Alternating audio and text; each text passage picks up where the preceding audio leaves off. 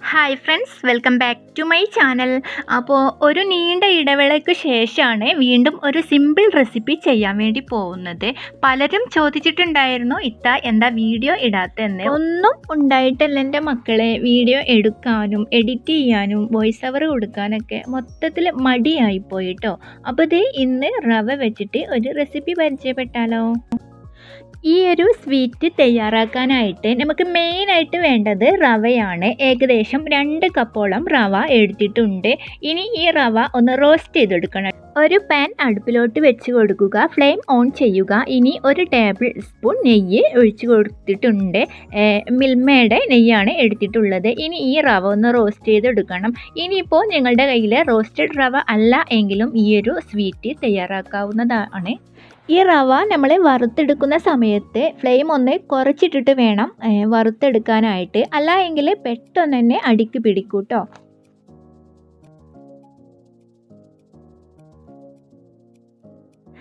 അപ്പോൾ ഇനി ഇത്രയും മതി.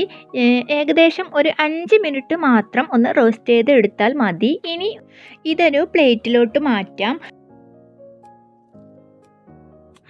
ഇനി ഒരു പാൻ അടുപ്പിലോട്ട് വെച്ച് കൊടുക്കുക, ഫ്ലെയിം ഓൺ ചെയ്യുക.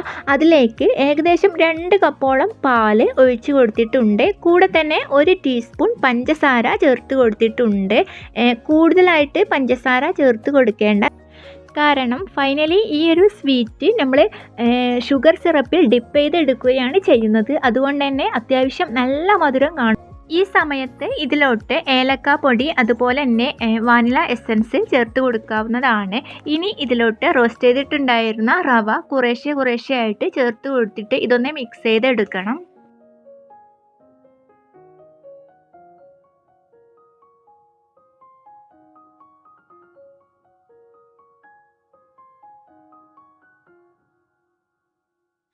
ഇപ്പോൾ ഇത് നല്ല പോലെ മിക്സായി വന്നിട്ടുണ്ട്.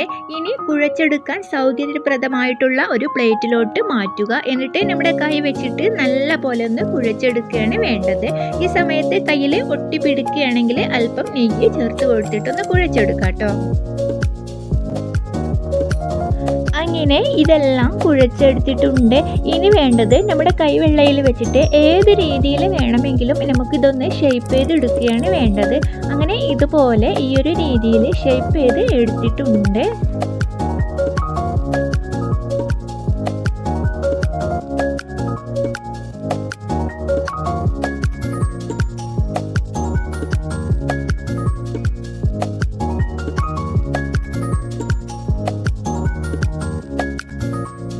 അപ്പോൾ ഇത്രയും മതി. ഇതെല്ലാം ഇവിടെ ഷേപ്പാക്കി എടുത്തിട്ടുണ്ട്.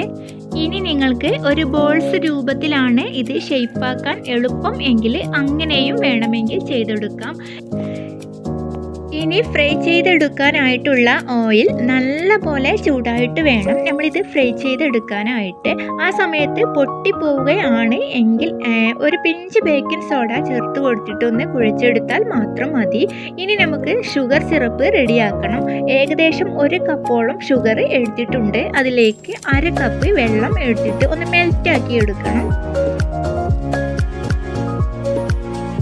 ഈ ഷുഗർ സിറപ്പ് നല്ല പോലെ സ്റ്റിക്കി ആവാൻ വേണ്ടി നിൽക്കണ്ട, ഇത്രയും മതി.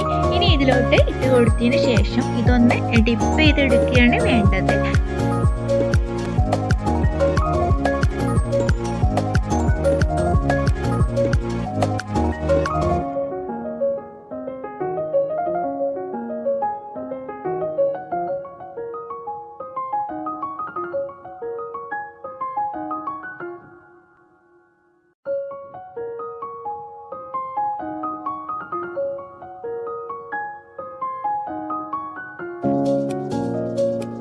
അപ്പോൾ ഫ്രണ്ട്സ്, റവ വെച്ചിട്ട് തയ്യാറാക്കിയിട്ടുള്ള ഈ ഒരു സ്വീറ്റ് ഒന്ന് ട്രൈ ചെയ്ത് നോക്കിയിട്ട് ഫീഡ്ബാക്ക് അറിയിക്കണേ. നിങ്ങൾക്ക് ഈ വീഡിയോ ഇഷ്ടമായാൽ ലൈക്ക് ചെയ്യാനും ഷെയർ ചെയ്യാനും മറക്കരുത് കേട്ടോ. അപ്പോൾ ഇനി അടുത്തൊരു പുതിയ വീഡിയോയുമായിട്ട് വീണ്ടും കാണാം. അതുവരെ എൻ്റെ എല്ലാ കൂട്ടുകാർക്കും ഒരിക്കൽ കൂടി താങ്ക് യു.